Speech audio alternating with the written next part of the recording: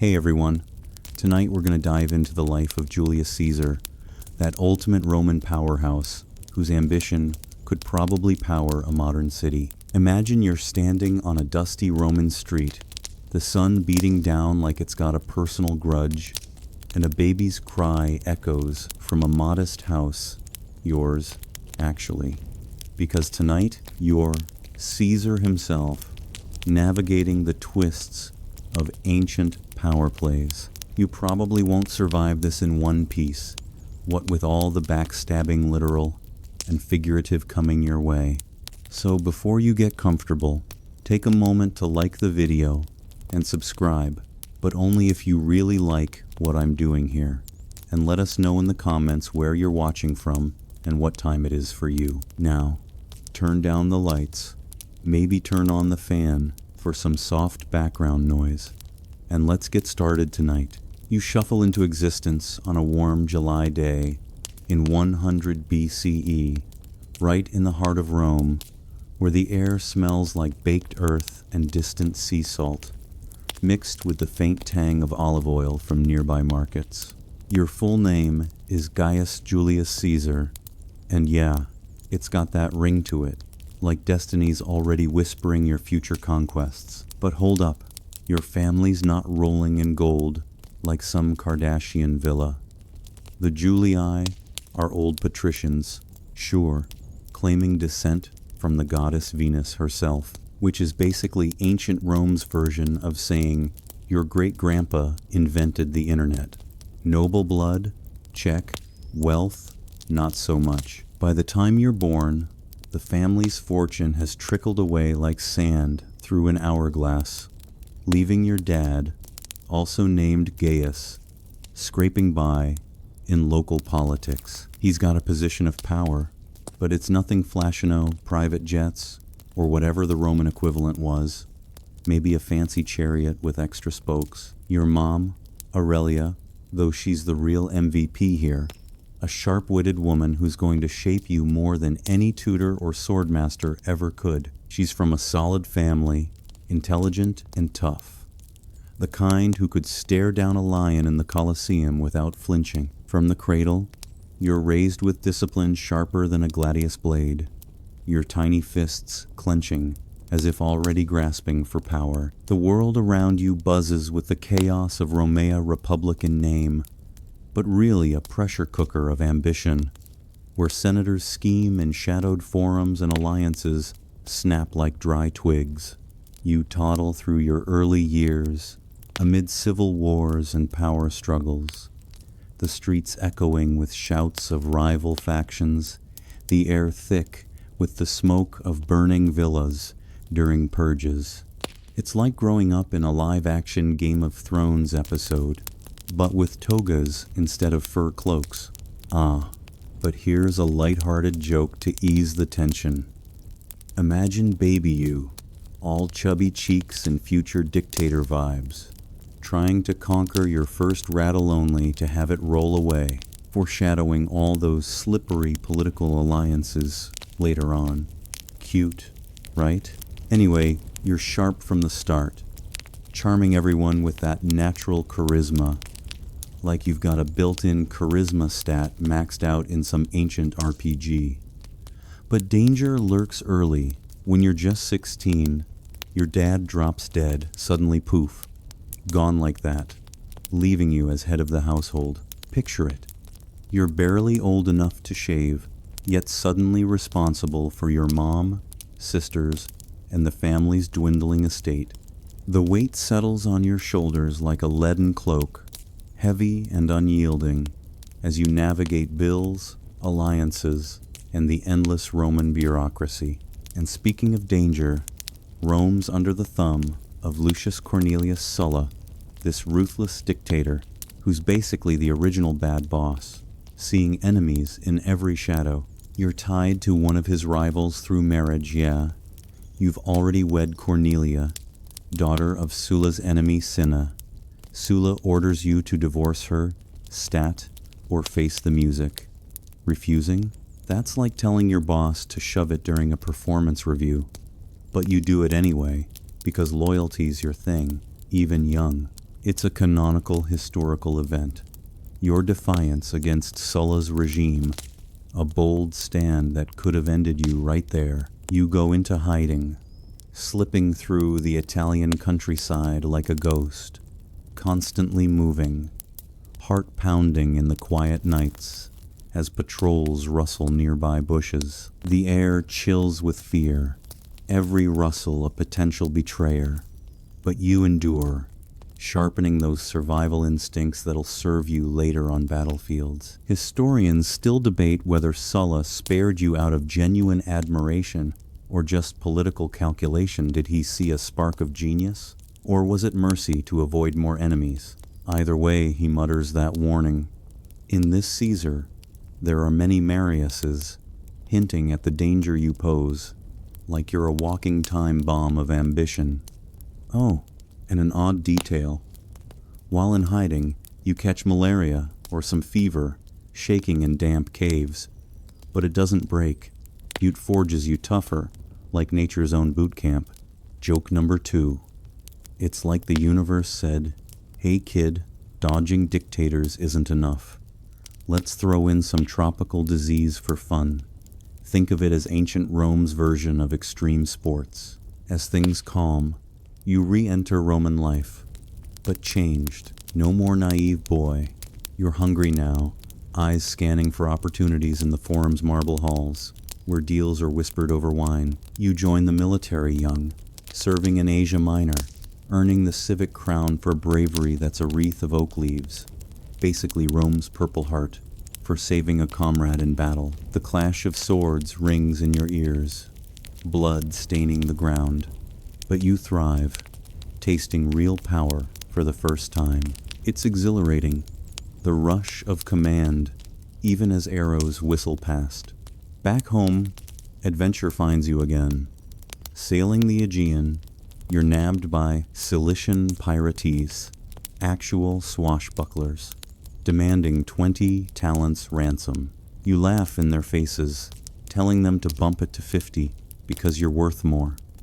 For weeks, you chill with them, joking, writing poetry, even promising to crucify them later. They think it's banter. Spoiler, it's not. Once freed, you raise a fleet privately funded, like a startup vigilante, and hunt them down, slitting throats before the crosses go up. A merciful touch. Word spreads. You're bold, brutal, a force. Joke 3. It's like if James Bond got kidnapped and turned the tables with poetry slamsonly. Caesar's version ends with more spikes and less martinis. This escapade boosts your rep, but family struggles linger. Your household's modest, debts nibbling at edges like persistent rats. Yet Aurelia's guidance keeps you grounded, teaching politics subtle arts amid Rome's volatile streets. You climb, step by careful step, charming crowds with speeches that flow like honeyed wine, your voice steady despite inner storms. Political dangers, persist-rival factions, eye you warily. Whispers of your Marian ties. Your uncle by marriage was the populist hero, Marius, making elites twitchy. But you sidestep traps, building alliances quietly, your mind a chessboard where every move counts. Sensory-wise, feel the forum's heat on your skin, hear vendors hawking wares, smell incense from temples as you plot. Remember, this is just the start. Those early hides and defiances, they're the foundation for the empire shaker you'll become. As youth fades, you eye the ladder higher, but for now, it's survival mode. Dodging purges while charm wins hearts. The Republic creaks under ambitions like yours, and you're right in the mix, ready to redefine it all. You slip back into Rome's pulsing heart, the dust of your fugitive days still clinging to your sandals. But now, you're a man forged by defiance. The air smells of wax tablets and ambition.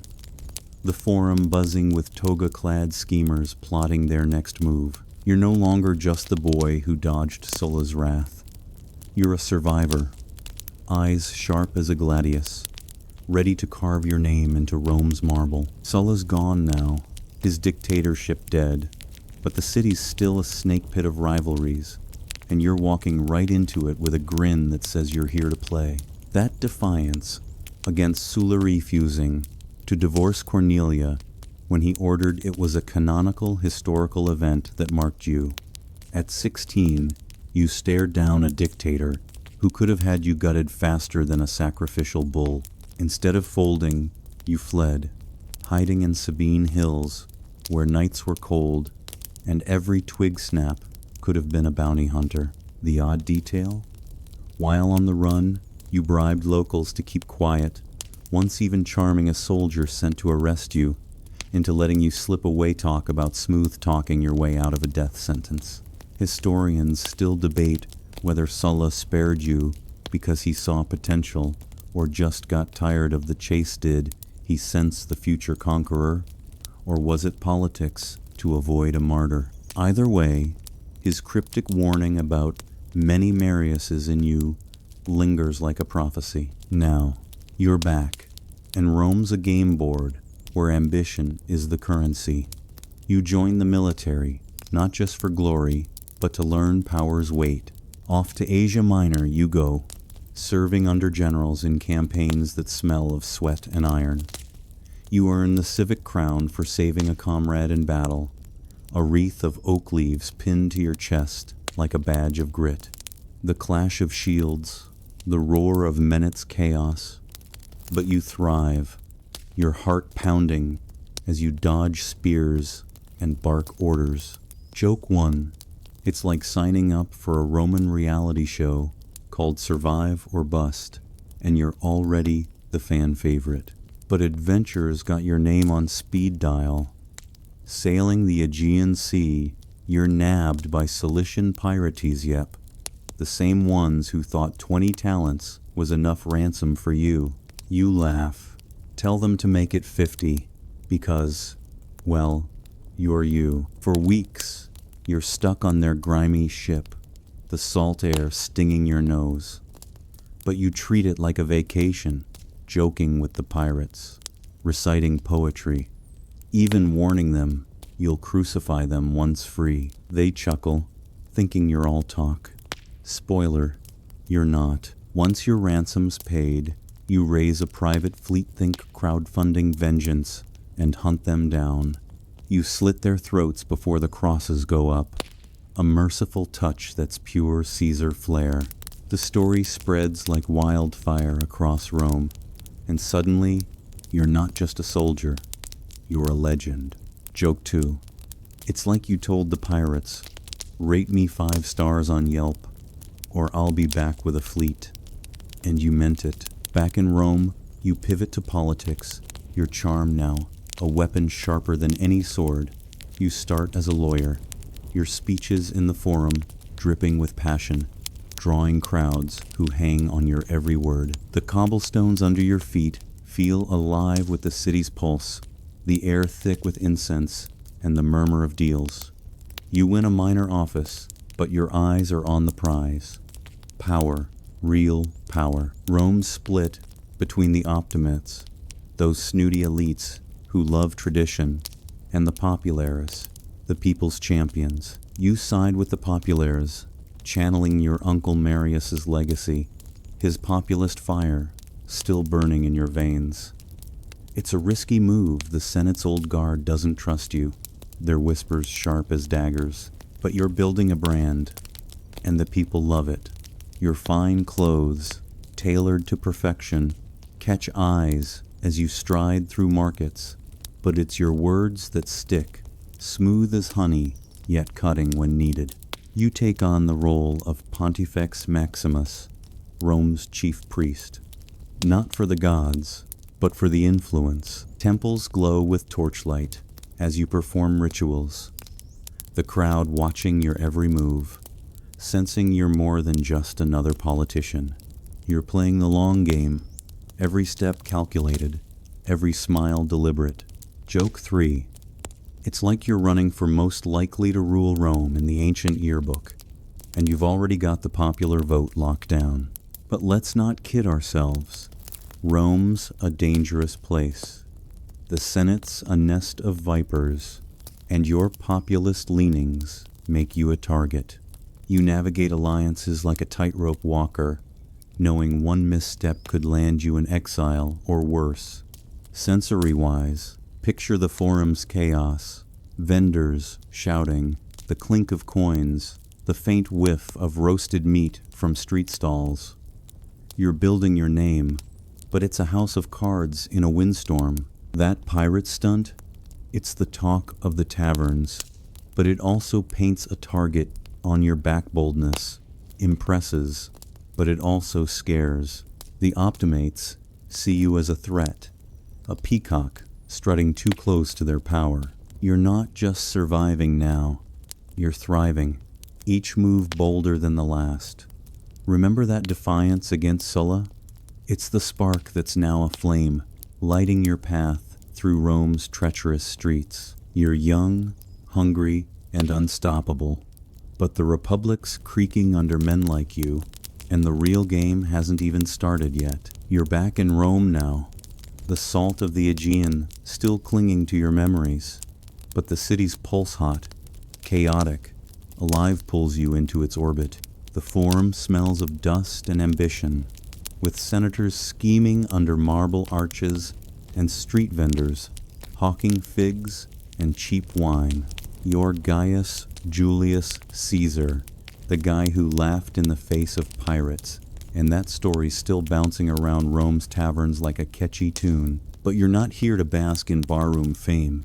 You're climbing, and the ladder's getting steeper.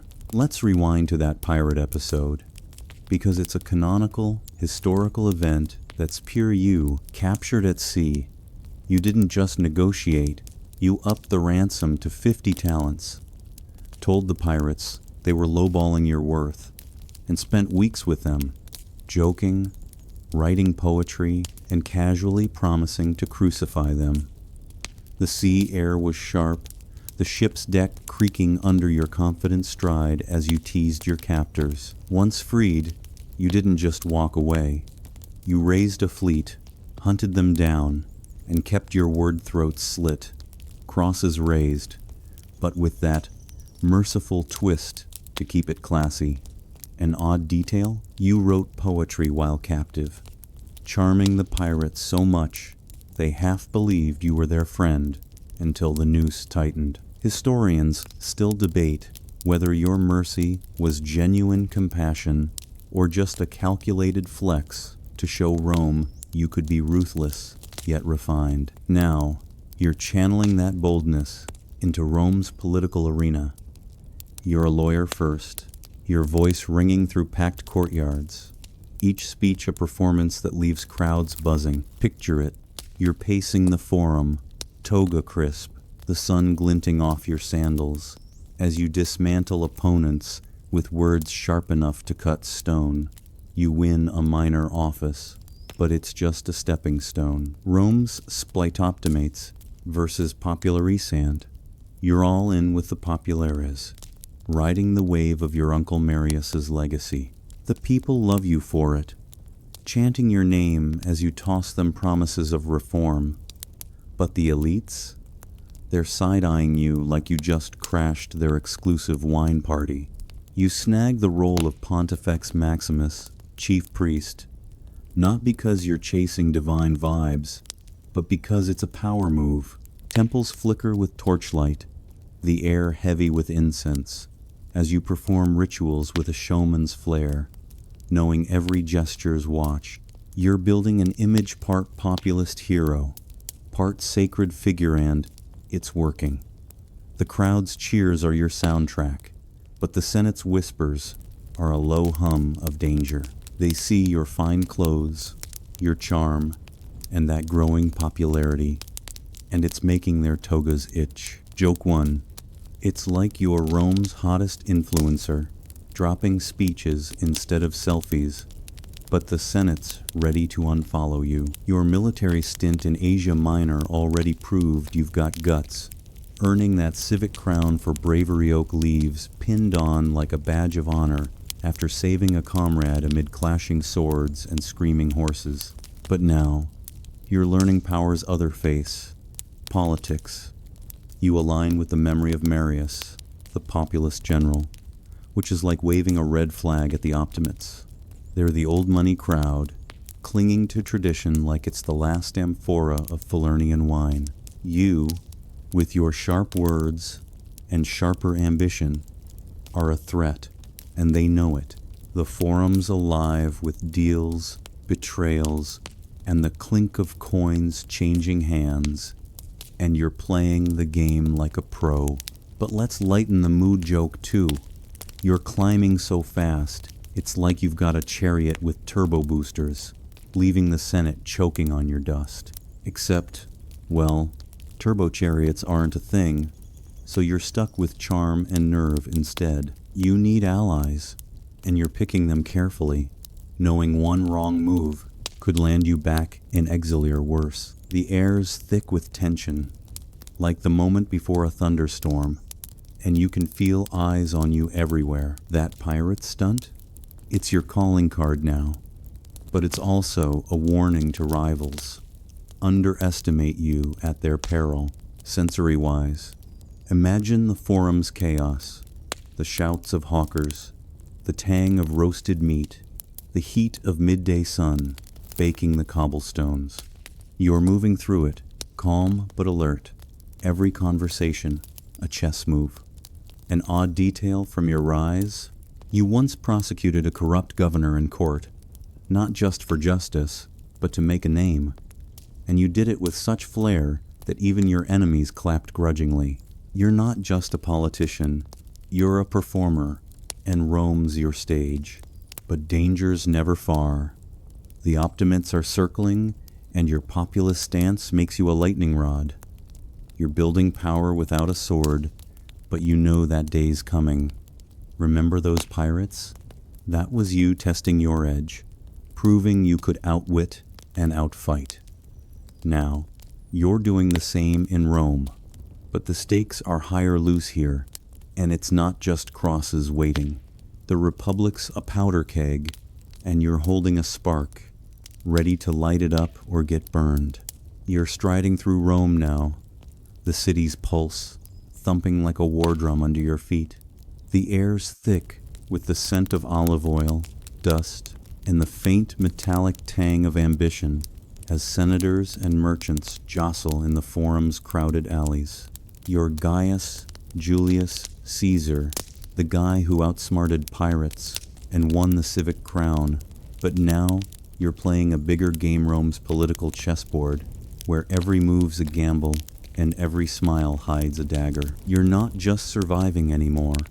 You're building a legend, one speech, one alliance at a time. Your rise to Pontifex Maximus, that chief priest gig, is a canonical historical event that cements your clout. In 63 BCE, you snag this sacred office, not because you're chasing divine favor, but because it's a master key to influence. Picture yourself in a temple, torchlight flickering on marble, the air heavy with incense as you lead rituals with a showman's poise. The crowd eats it up, chanting your name, while the Senate's old guard grumbles, their togas practically bristling with suspicion. You're a populist, leaning hard into the legacy of your uncle Marius, champion of the commoners, and it's making you a star and a target. Historians still debate whether your election to Pontifex was pure charisma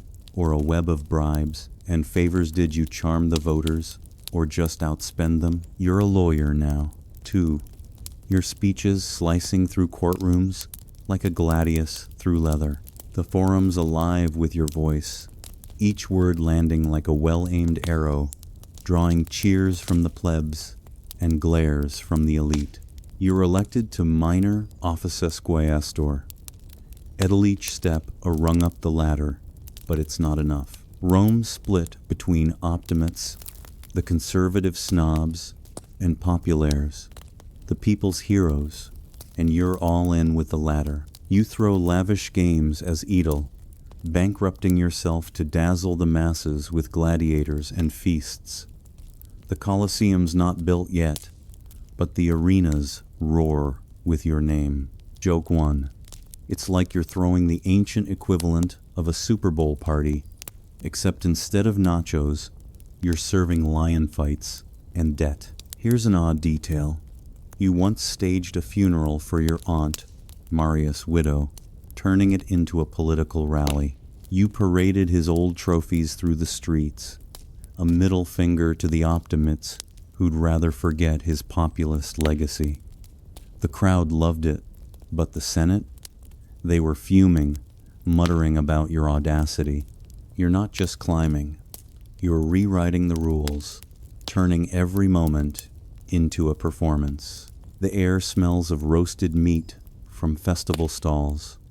The sun beats down on your fine linen toga, and every handshake's a deal, every nod a strategy. But Rome's a viper's nest. The optimates, led by heavyweights like Cato, IU, like a Hawkeye's, a mouse. Your populist moves debt relief, land reforms make you their nightmare, a peacock strutting through their stuffy halls. You need allies, big ones, to survive this snake pit. Enter Pompey the Great, Rome's golden boy general, and Crassus, the guy so rich he could buy the Tiber and charge tolls. They're frustrated with the Senate too, and you smell opportunity. Joke 2. It's like forming a band with two rock stars who hate each other. But you're the front man, and the hit single's called Power Grab. You're laying the groundwork for something huge, but for now, you're a rising star, not a ruler. Your speeches echo with promises of a better Rome. Your gestures grand, but calculated. Sensory-wise, feel the forum's heat, the crush of bodies, the clink of coins as deals are struck.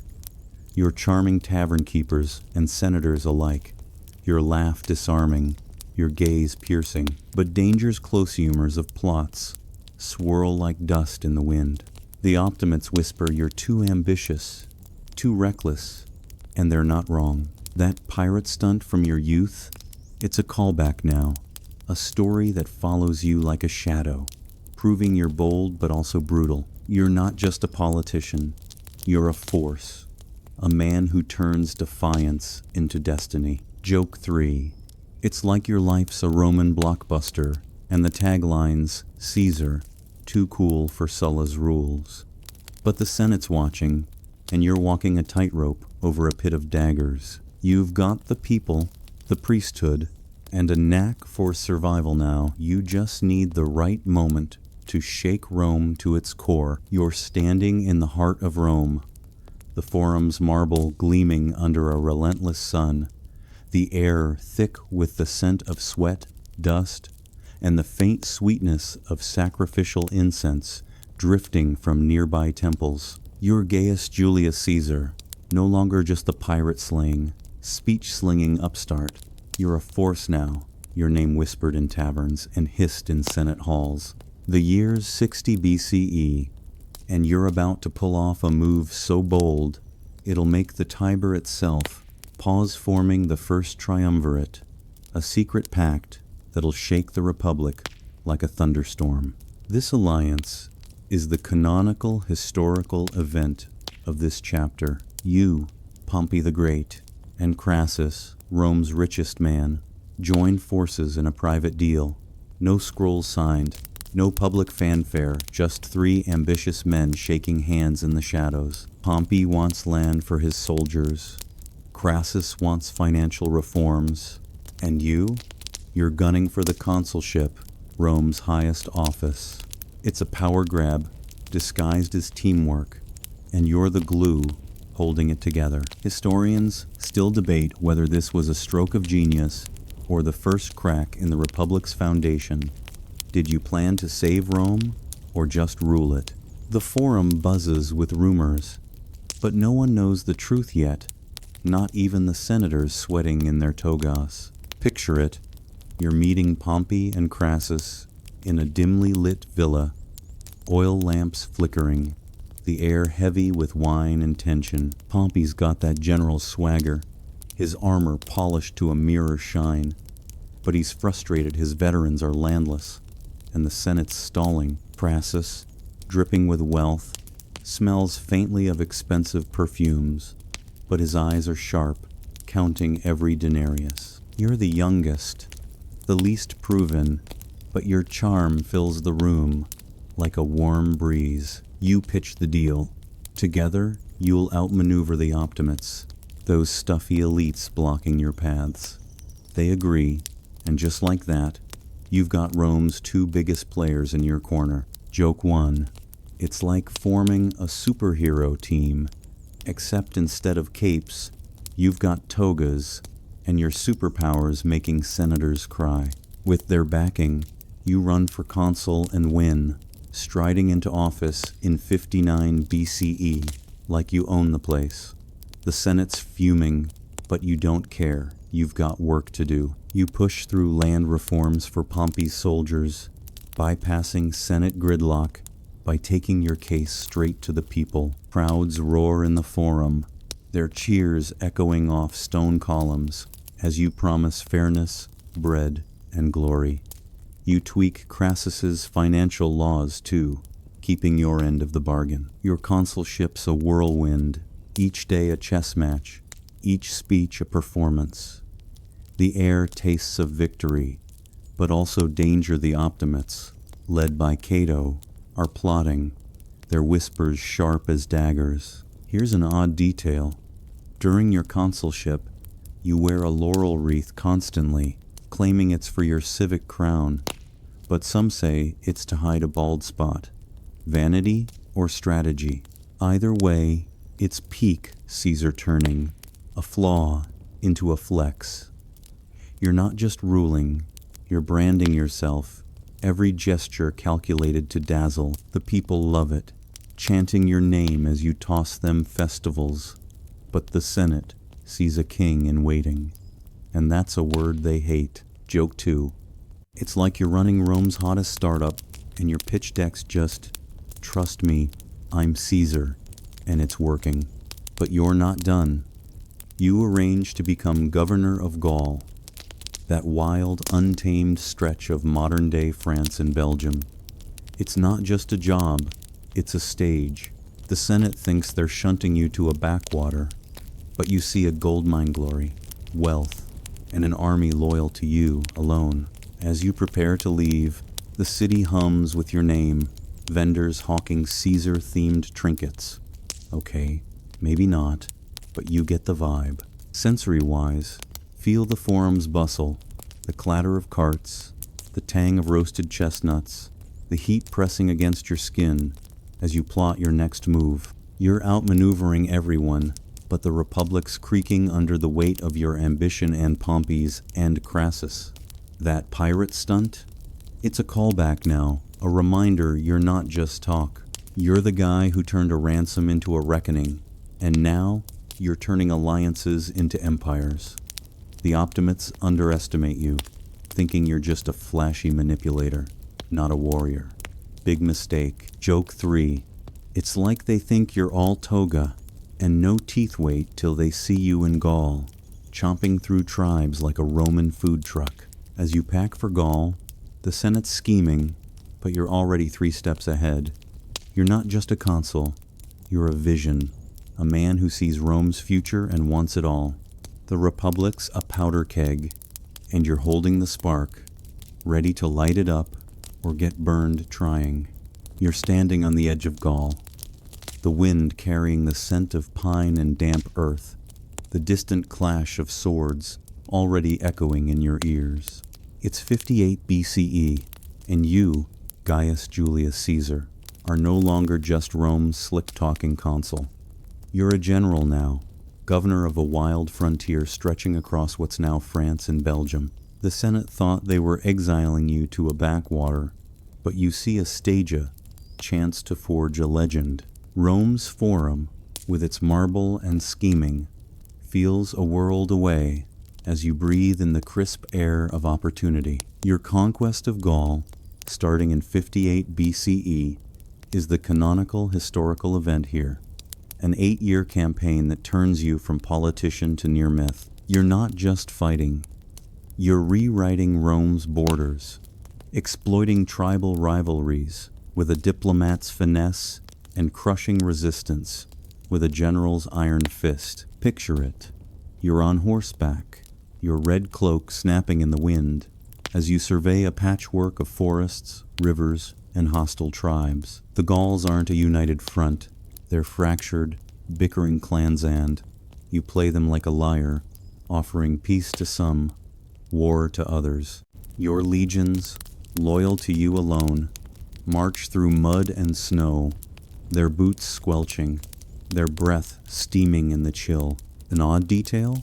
You write, Commentarii di Bello Gallico, detailed dispatches sent back to Rome, painting yourself as both warrior and scholar. These aren't just reports, they're propaganda, crafted to keep your name blazing in the forum while your knee deep in barbarian mud. Historians still debate whether these writings were pure ego or a calculated bid to control your narrative. Did you write to inform Rome or to immortalize yourself? Either way, your words shape you as much as your sword. You move fast, dividing and conquering. The Helvetii try migrating through your turf, you crush them. The Nervii ambush you in a forest, you turn the tide with sheer nerve. Your men love you, not just for victories, but for sharing their hardships. You eat their rations, sleep in their camps, your voice steady as you rally them through blizzards. Joke 1. It's like you're running a Roman road trip, except instead of snacks and playlists, you're packing swords and conquest. The Gauls, fierce with their long hair and war cries, are no match for your discipline. You build bridges over rivers in days, outmaneuvering tribes who thought they knew the land better. Sensory-wise, imagine the chaos, the metallic tang of blood in the air, the thud of hooves, the crackle of campfires under starry skies. You're not just fighting battles, you're building an image. Rome's plebs devour your dispatches, picturing you as a god of war, while the Senate squirms, knowing your growing army could tilt the Republic's balance. You're not just winning territory, you're winning hearts, and that's what scares them. But it's not all smooth. The Gauls start to wise up, uniting under leaders like Ambiorix, who lures one of your legions into a trap, slaughtering them in a snowy valley. The loss stings, your chest tightening as you hear the news. But you don't flinch, you double down, marching farther, even crossing to Britain in 55 BCE, a bold flex, though the locals there aren't impressed, hurling spears from cliffs. Joke 2. It's like you showed up to Britain's party uninvited, and they responded with, "Mate, we're not joining your empire. Take your boats and go." Your campaigns pile up wealth, gold, slaves, loot that funds your political machine back home. You pay your men generously, their loyalty a currency stronger than coin. But the Senate's watching, nervous. Your fame's a double-edged sword. The people adore you, but the optimates see a threat. They whisper you're too powerful, your army too loyal. Remember that pirate stunt? It's a callback now proof. You don't just talk big, you deliver. Every victory in Gaul is another cross for your enemies to bear. By 52 BCE, the Gauls are restless, their tribes uniting under a new threat you'll face soon. For now, you're a whirlwind, reshaping a frontier into a Roman province. The air's alive with the shouts of your legions, the groan of siege engines, the hope of glory. Joke 3. It's like you're playing Risk with real armies, and Gaul's just the board you're conquering, one roll at a time. But Rome's not a game, and the Senate's not playing. They're waiting for you to slip, while you're planning a move that'll make them choke on their wine. You're deep in Gaul now, the air sharp with the scent of pine, smoke, and the iron tang of blood-soaked earth. It's 52 BCE, and you, Gaius Julius Caesar, are no longer just a general.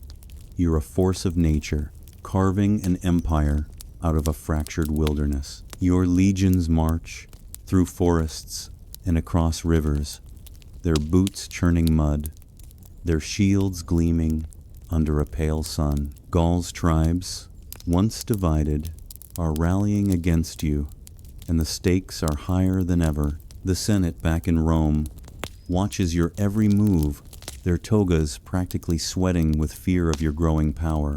The Siege of Alesia is the canonical historical event here, a masterstroke that cements your legend. In 52 BCE, Vercingetorix, a charismatic Gallic chieftain, unites the tribes in a desperate stand against you.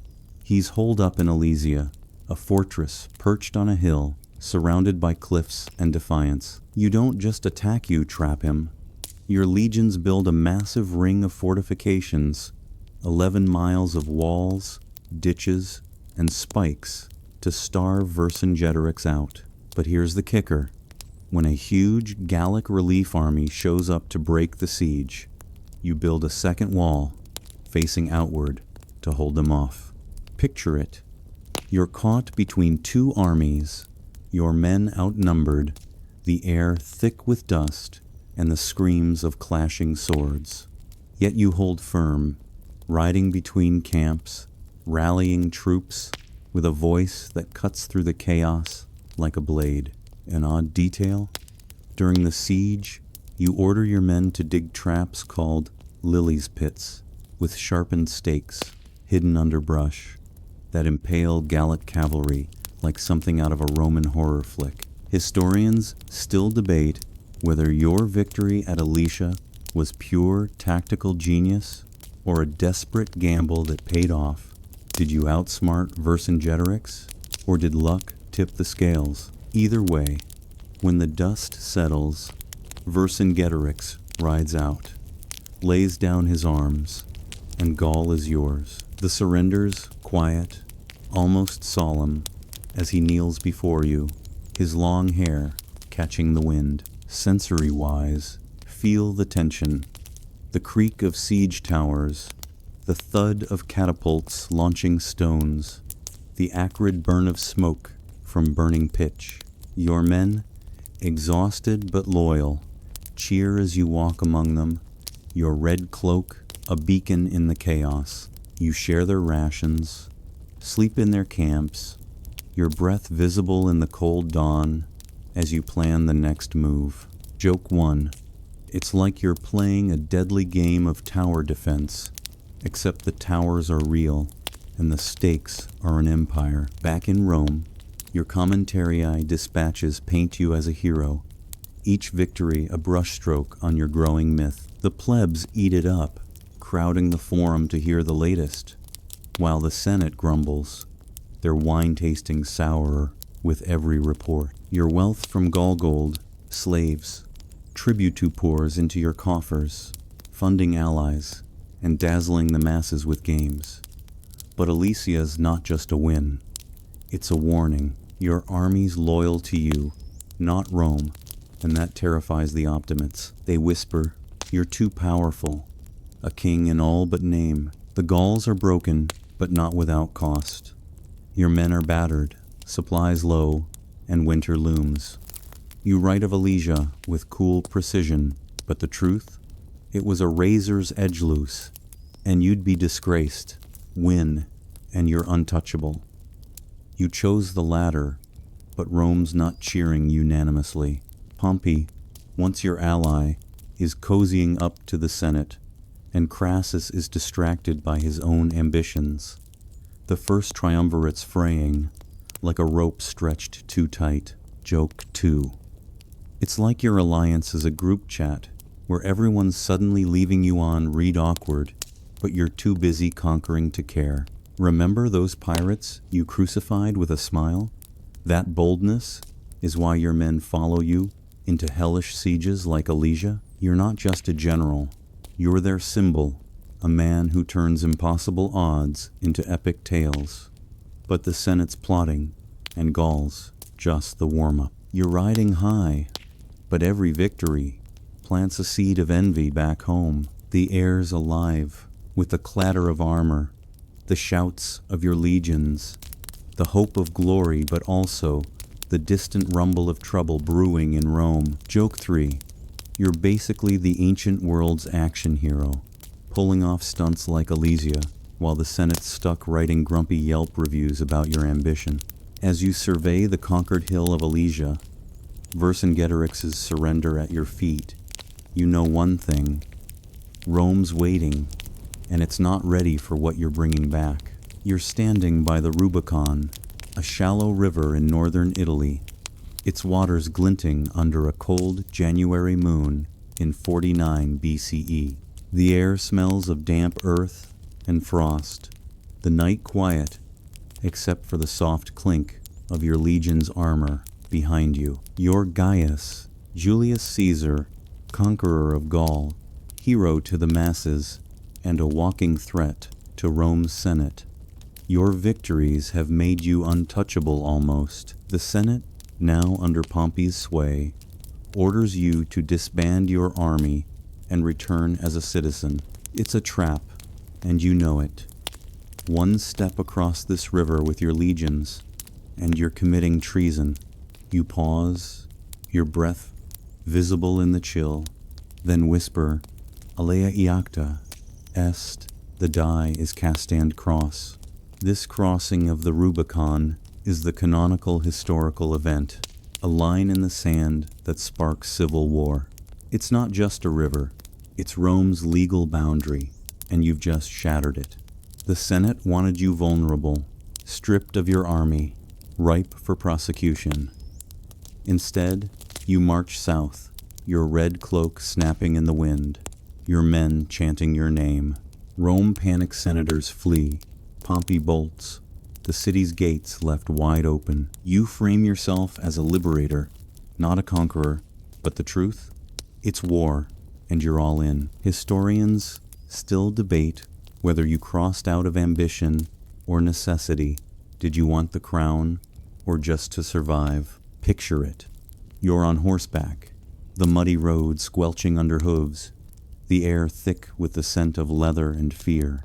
Your legions, battle-hardened from Gaul, move like a machine, their loyalty a fire no Senate decree can douse.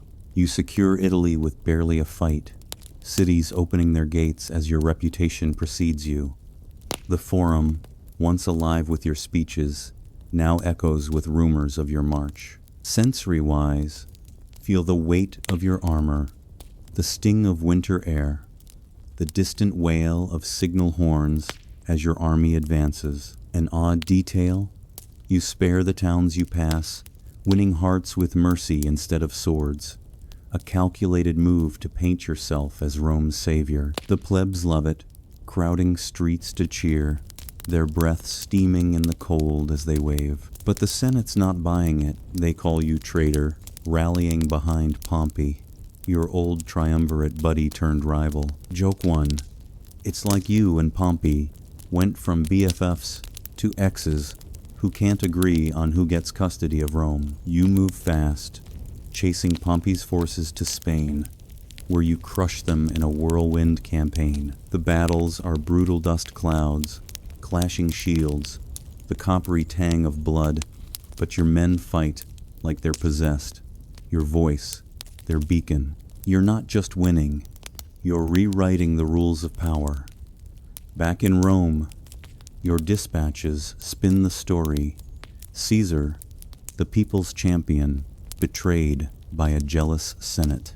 The taverns eat it up, but the Optimates plot, their wine tasting bitter as they realize you're not slowing down. Your Gaul campaigns?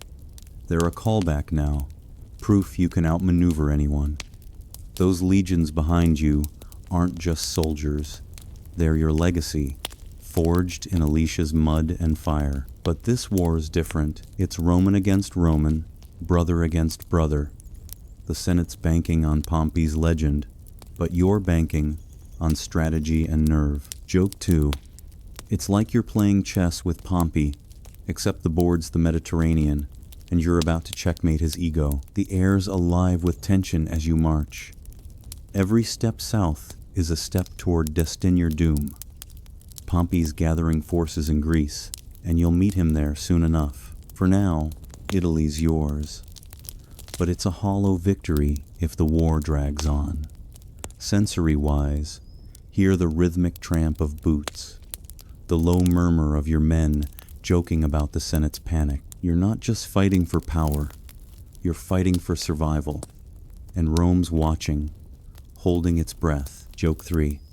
You cross the Rubicon like it's just another Tuesday, but the Senate's acting like you crashed their toga party with an army. The die's cast, and you're rolling toward a showdown that'll either make you Rome's master or its biggest outlaw.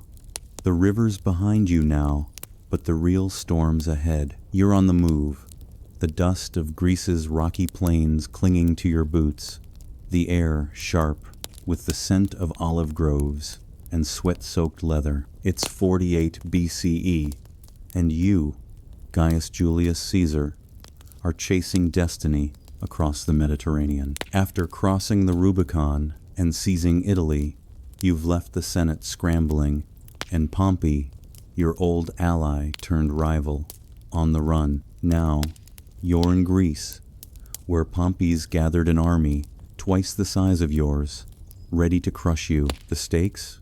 Nothing less than Rome itself. The Battle of Pharsalus, fought in the 4th of August 8 BCE, is the canonical historical event here, a clash that shifts the Civil War's tide. You're outnumbered, you're 22,000 men facing Pompey's 45,000, but you've never been one for fair fights. Picture it. You're on a sun-scorched plain, the air thick with dust and the clatter of shields. Your legions drawn up tight, disciplined, loyal. Pompey's forces, bolstered by Senate loyalists, stretch across the horizon, their banners fluttering like a storm cloud. You outmaneuver him, luring his cavalry into a trap, then slamming your reserves into his exposed flank. By dusk, his army shattered, fleeing in chaos. Pompey bolts to Egypt, leaving you victorious but weary, the ground soaked with Roman blood. An odd detail? You notice a soldier during the battle using a broken shield as a makeshift drum to rally his comrades, a desperate act of defiance that catches your eye amid the carnage. Historians still debate whether your win at Pharsalus was pure tactical brilliance or if Pompey's overconfidence handed you the day.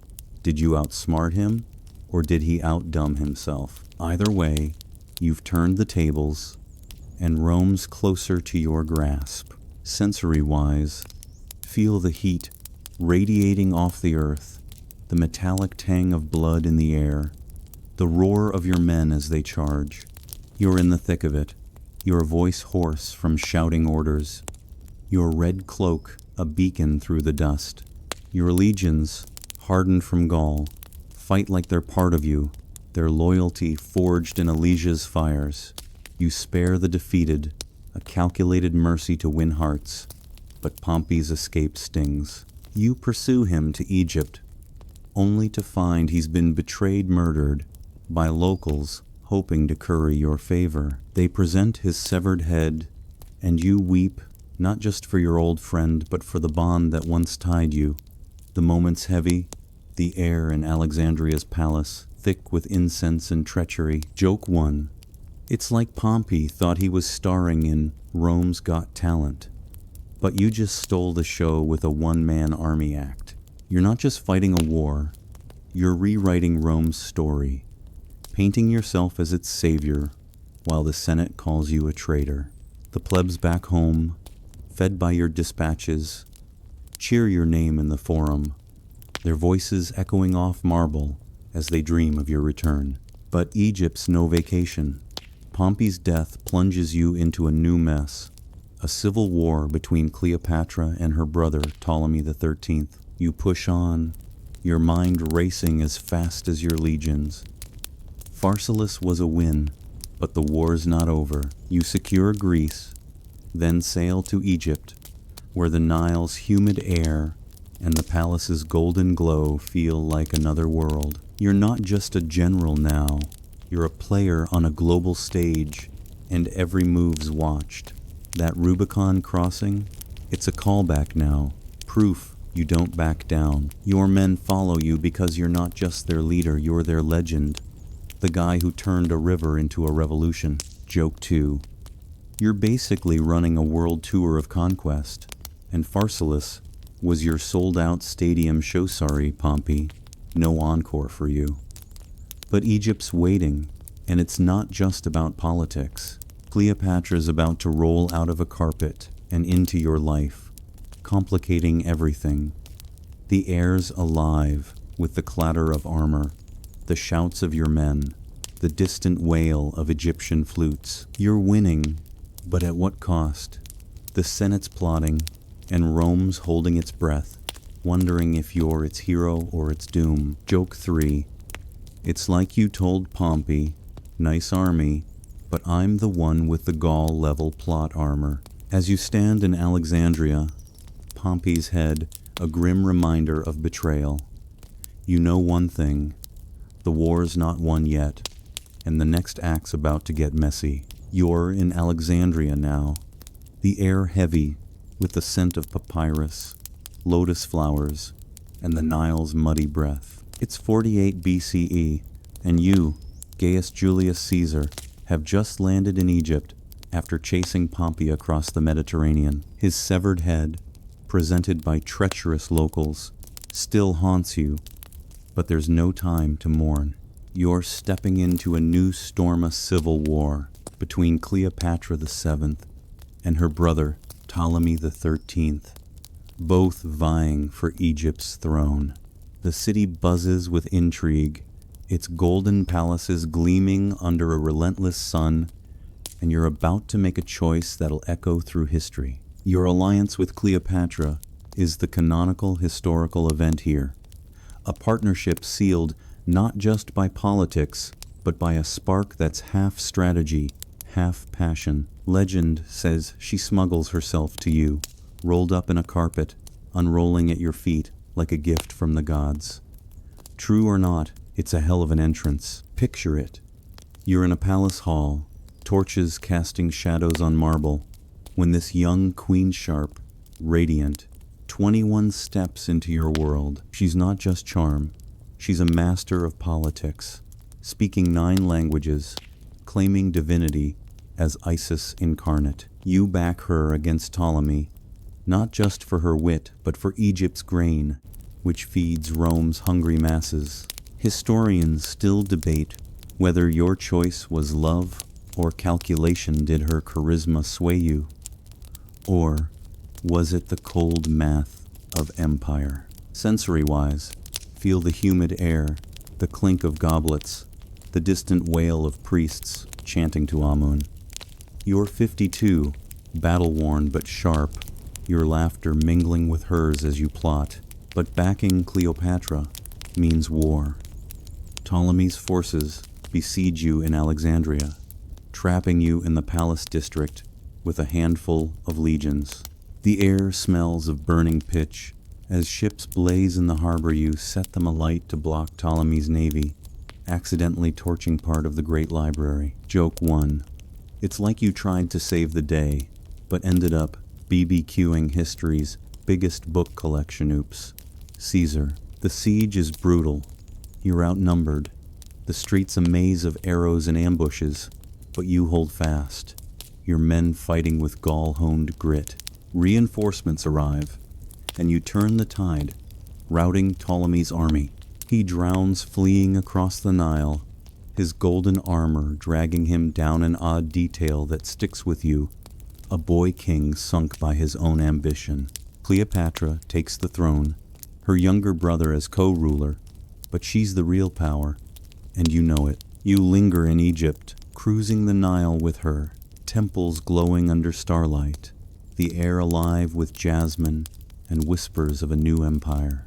Your bond with Cleopatra produces a son, Caesarion, Little Caesar. Born in 47 BCE, Rome buzzes with gossip. Did you father him, or is it propaganda? You never officially claim him, but the kid's name screams your influence. Joke 2. It's like you left Egypt with a souvenir t-shirt that says, "I conquered and got a kid." Except it's a whole dynasty. Egypt's wealth and Cleopatra's alliance give you a new edge, but trouble brews elsewhere. Rebellions flare in Asia Minor, and you crush them fast, sending Rome 3 words. Veni, vidi, vici came, I saw, I conquered. It's a flex, pure and simple, your legend growing with every dispatch. Back in Rome, the Senate's sweating. Your victories, your army, your Egyptian queen, they're all threats. The plebs adore you, crowding the forum to hear tales of your Nile adventures. But the optimates see a king in the making. That Rubicon crossing? It's a callback now, proof you don't play by their rules. You're reshaping the world, but every step pulls you closer to a throne and a target. Sensory-wise, hear the lap of Nile waters, the creak of your ship, the cheers of your men as you leave Egypt, Cleopatra's gaze lingering like a promise. Joke 3. You're basically running a Mediterranean roadshow, and Cleopatra's your co-star too. Bad the Senate's writing bad reviews before you even get home. As you sail from Alexandria, Rome waits, its marble halls humming with plots. You've got an army, a queen, and a vision. But the real war's just beginning, and it's not with sword sits with power itself. You're back in Rome, the city's pulse thumping under your sandals, the air thick with the scent of fresh-baked bread, incense, and the faint metallic tang of ambition. It's 46 BCE, and you, Gaius Julius Caesar, are no longer just a general or a consul, you're dictator, appointed for 10 years, then for life. The forum buzzes with your name, crowds chanting as you stride through, your red cloak catching the sun. After Pharsalus, Egypt, and crushing rebellions in Asia Minor, you're Rome's uncontested master, but the republic's creaking under your weight, and not everyone's cheering. Your sweeping reforms as dictator are the canonical, historical event here, reshaping Rome like a sculptor with marble. You overhaul the debt system, easing burdens for the plebs, and grant land to your veterans, ensuring their loyalty. Most famously, you introduce the Julian calendar, swapping Rome's messy lunar system for a solar one with 365 days, still ticking in our modern calendars. Picture it. You're in a Senate hall, scrolls piled high, the air heavy with wax and ink, as you dictate laws with a calm that masks your fire. You expand the Senate, packing it with allies from across the empire, diluting the old guard's power. The optimates hate it, their togas practically twitching with rage. An odd detail? You rename the month Quintilis to July, after yourself, a bold move that has senators whispering about kingly vibes. Historians still debate whether your reforms were for Rome's good or a platform for your own power. Did you want to save the Republic or just rule it? Either way, you're moving fast, your voice steady as you push laws through a Senate that's half awed, half afraid. Sensory-wise, feel the forum's heat, the clatter of carts, the murmur of crowds as they marvel at your new Rome. Your statues rise, your face appears on Coinsa first for a living, Roman gleaming in every marketplace. But power breeds resentment.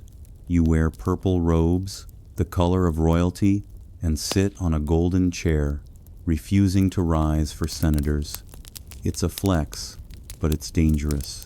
The Senate's old guard, Men like Cato and Cicero see a king, a word Rome despises since the days of Tarquin.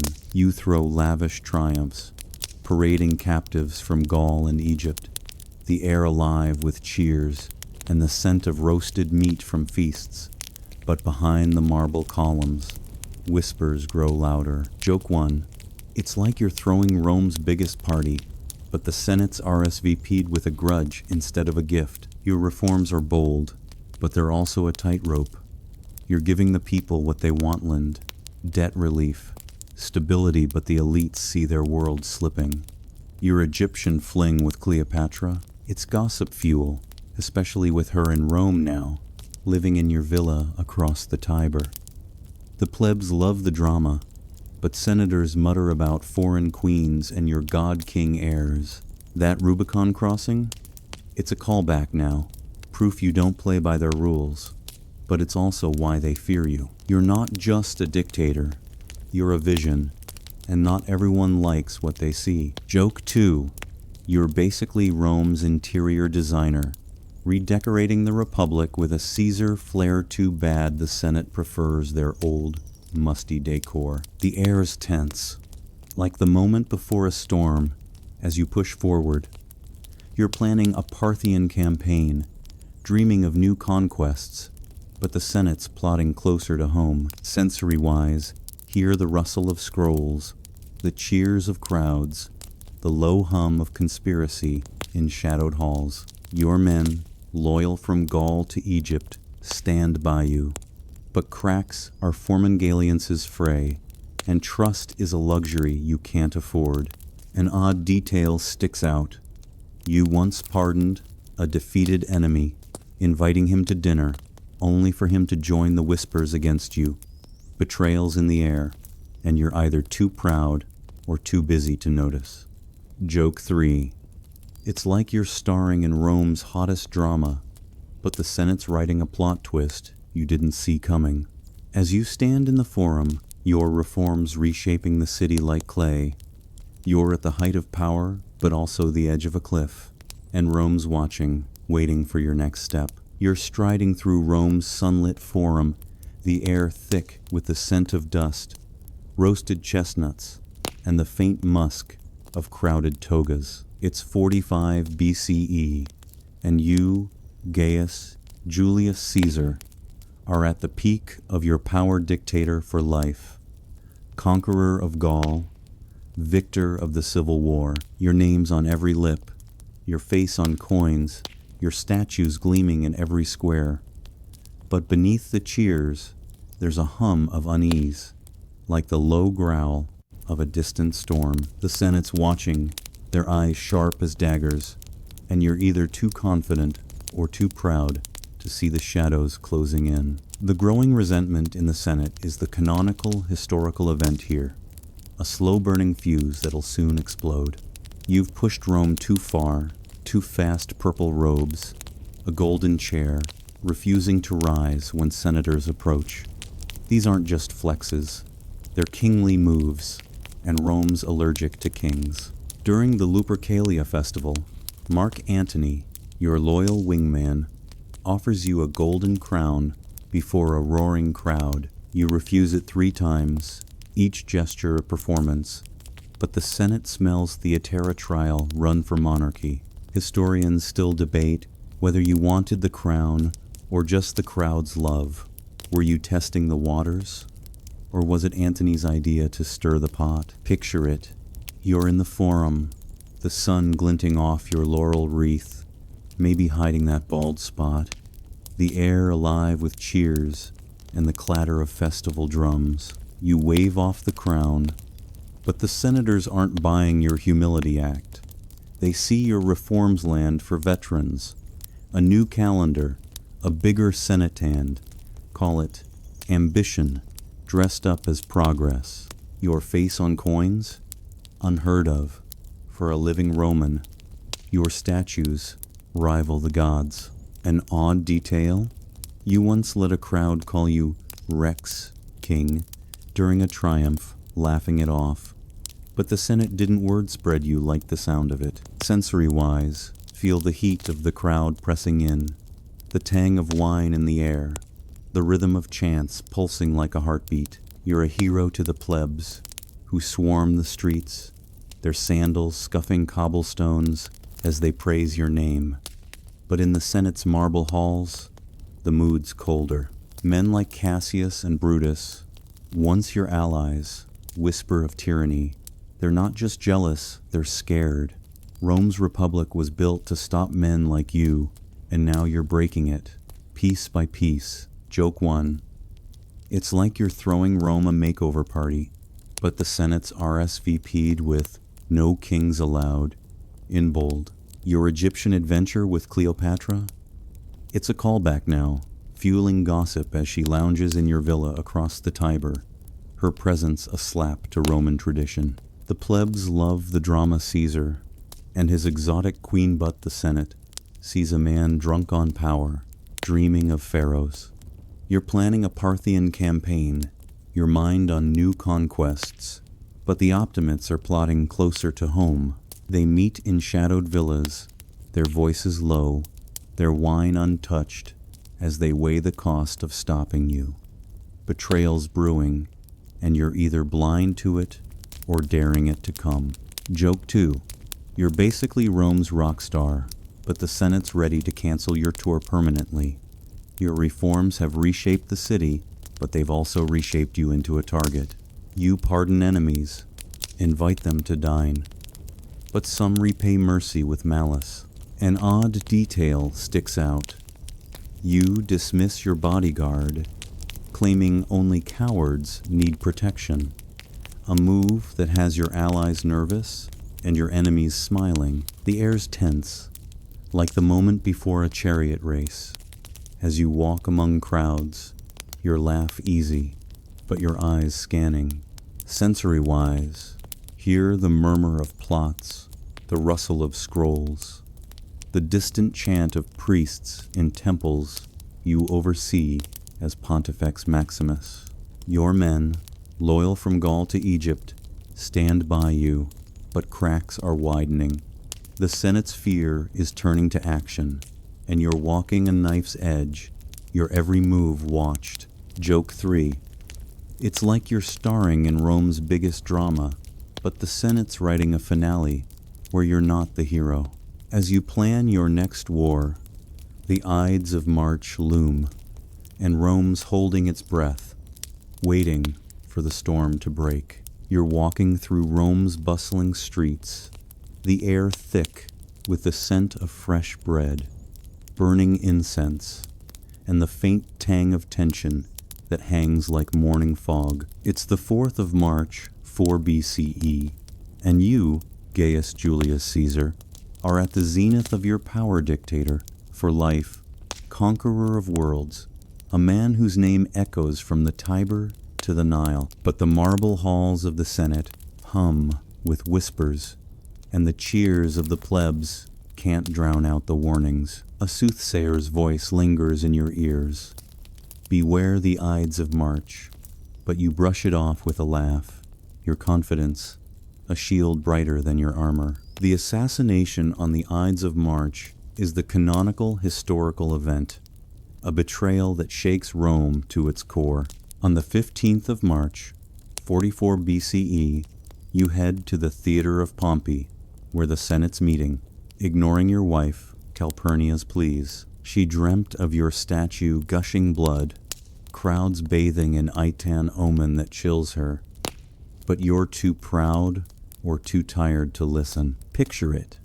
You stride into the hall, toga crisp, the air heavy with wax, and the rustle of scrolls. Senators surround you, their faces familiar, their smiles tight. Then it begins a tug at your toga, a flash of steel, a dagger's bite. You fight back, but when you see Marcus Brutus, your trusted friend, maybe even like a son, raise his blade, you falter.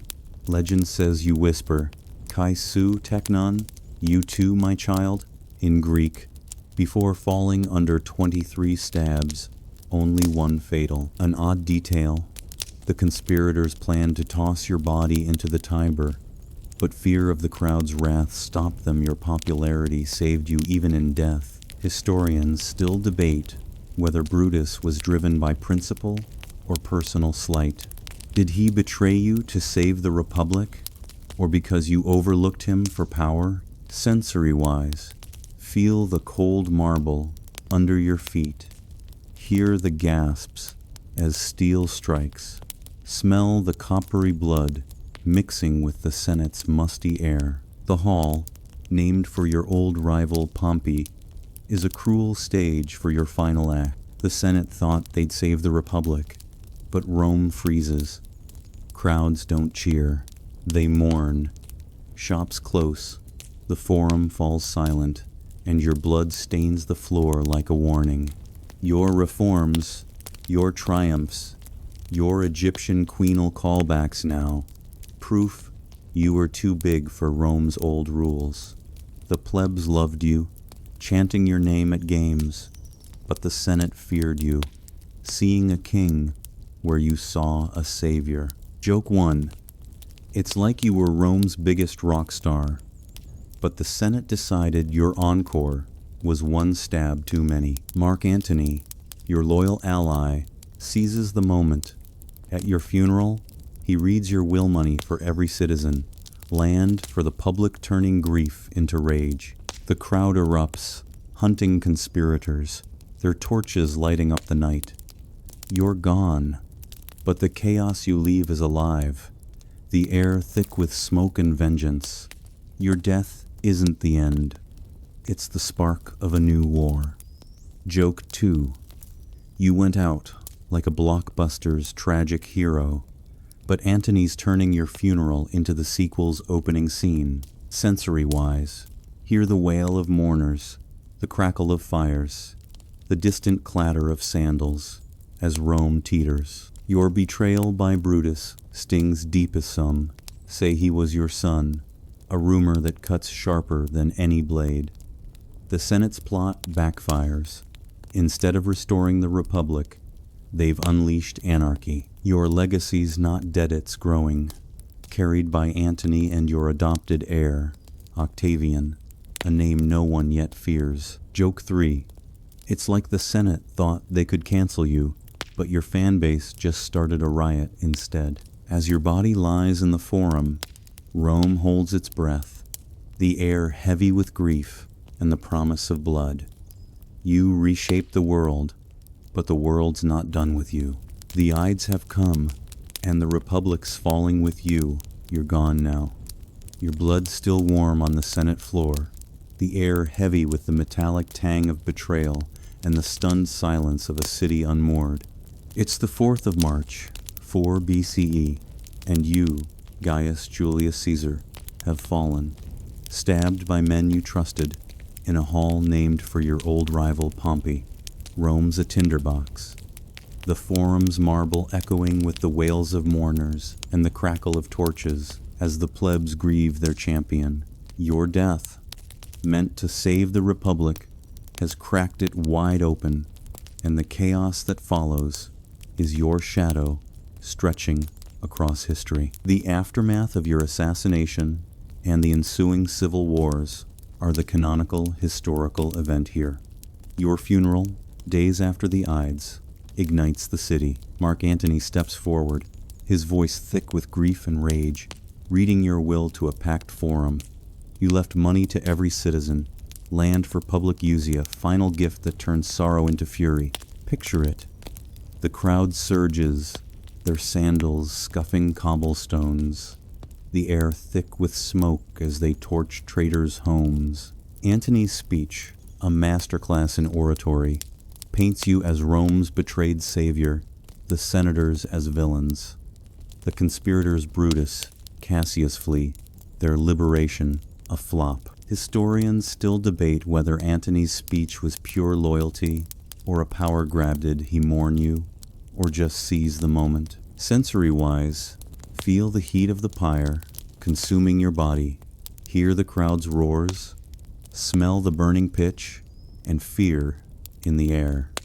An odd detail, a comet blazes across the sky during your funeral games. Dubbed the Julian Star, and the plebs swear it's your soul ascending a divine flex, even in death. Your will names Octavian, your 18-year-old great-nephew, as your adopted heir, now Gaius Julius Caesar Octavianus.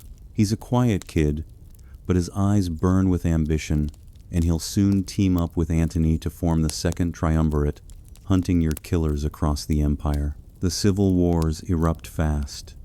Brutus and Cassius raise armies, but Antony and Octavian crush them at Philippi in 42 BCE. Picture the clash: dust clouds, clanging swords, the stench of sweat and blood as both conspirators fall, taking their own lives rather than face capture. Your Rubicon crossing, your Gaul campaigns, your Cleopatra alliance, they're callbacks now, proof you were always bigger than the Republic's rules. But the triumvirate's fragile. Antony's drawn to Cleopatra in Egypt, their passion, a sequel to your own, while Octavian plays the long game in Rome. Joke 1. It's like you left a script for chaos, and Antony's directing the blockbuster, while Octavian's editing the ending. Rome's a mess: proscriptions, purges, blood in the streets. Your death didn't save the Republic. It killed it. The plebs, who loved your games and reforms, riot for you, their voices echoing off temple walls. But the Senate's dream of restoring the old ways is dust. Octavian's rising, his calm belying a ruthless streak, and Antony's Egyptian fling sets him on a collision course. The air is alive with the clatter of legions, the whispers of spies, the distant wail of a city grieving its past and fearing its future. Joke 2. You're gone, but it's like you left Rome with a cliffhanger, Will. Antony and Octavian share the stage, or burn it down. Your legacy's not just in laws or conquests, it's in the power vacuum you left. Octavian's learning from you, wielding charm and steel, while Antony's charisma can't mask his drift. An odd detail sticks out. Your will gave gardens across the Tiber to the people, a gesture so generous it fuels their rage against your killers. The wars rage on, from Greece to Egypt, each battle a tribute to your name. Sensory-wise, hear the trumpets of marching armies, smell the smoke of burning villas, feel the tension as Rome teeters. Your death was a spark, and the fire's spreading. Joke 3. It's like the Senate thought they'd end your show, but you left a series finale that's all war and no credits. As Octavian and Antony carve up your world, your shadow looms, not just over Rome but over history, a name that'll outlive them all. You're no longer walking Rome's streets, but your presence lingers like the echo of a thunderclap. It's 44 BCE and beyond, and you, Gaius Julius Caesar, are gone, cut down by daggers on the Ides of March. Yet, the city hums with your name, the forum's marble, still warm from the fires of your funeral. The air thick with the scent of smoke, grief, and the restless ambition you left behind. Your death didn't end your story. It launched an empire, and the world's still grappling with the weight of your shadow.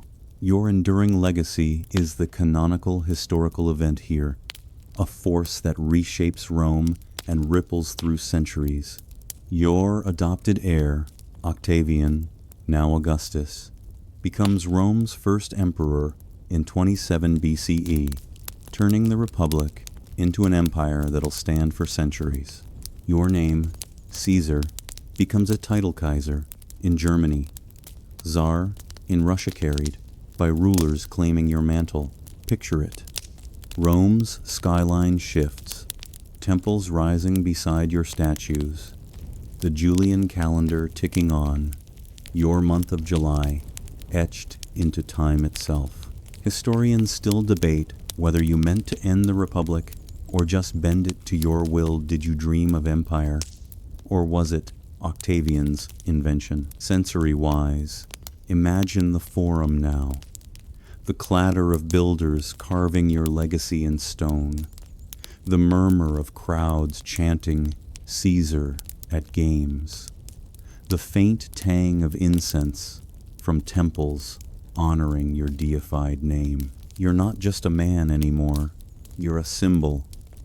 Octavian, lean and calculating, builds on your reforms, his legions marching under your eagle. Antony and Cleopatra's defeat at Actium in 31 BCE seals his power, their suicides, a final bow to your influence. An odd detail? A temple to Divus Julius rises in Rome, where people worship you as a god, offering wine and prayersa, far cry from the boy who dodged Sulla's patrols. Your Gaul conquests, your Rubicon crossing, your Egyptian queen there, callbacks now. Chapters in a saga that outlives you. The plebs still love you, their coins jingling with your face, but your legacy's bigger than Rome. It's in the roads you built, the laws you passed, the idea that one man's will can reshape a world. Emperors like Tiberius and Nero invoke your name, claiming your authority, while poets like Virgil weave your myth into Rome's destiny. Joke 1. It's like you left Rome a mixtape, and every emperor's trying to remix your greatest hit. Sorry, guys, the original's unbeatable. But it's not all glory. Your death sparked chaos, civil wars tearing Rome apart before Augustus stitched it back together. The Senate's dream of a republic died with you, replaced by a throne you never claimed. The air's alive with the clink of armor, the cheers of crowds, the whispers of scholars debating your life. Your son Caesarion, left in Egypt, meets a grim end under Octavian's ordersa loose thread, snipped to secure the new empire. Joke 2. It's like you started a family drama, but Octavian's the one who canceled the spin-off. Your influence stretches beyond Rome's borders. The Julian calendar shapes time. Your military tactics inspire generals. Your name becomes a synonym for power. Even today, over 2,000 years later, people toss Caesar around like it's shorthand for greatness. Sensory-wise, hear the distant trumpets of legions, smell the dust of new roads stretching to the horizon, feel the weight of a world changed by one man's ambition. Your story's not just history, it's a mirror reflecting what happens when vision meets steel. Joke 3. You're basically Rome's eternal headliner, and history's still buying tickets to your show. As Augustus builds his empire, your shadow looms, a reminder that you didn't just live, you redefined what power means. Rome's no longer a republic, it's yours, in name and spirit, forever. The sun sets over Rome, its golden light softening the edges of temples and statues that bear your name. You're not here to see it, but the city breathes you still, its streets whispering of battles, betrayals, and a man who dared to cross a river and change the world. The air grows quiet, the Tiber's flow, a gentle murmur as history carries your story forward, not with shouts, but with a sigh. You were Gaius, Julius Caesar general, dreamer, legend, and, though the daggers fell, your legacy rises, soft as starlight, eternal as the stones beneath Rome's endless sky. End of script. Good night.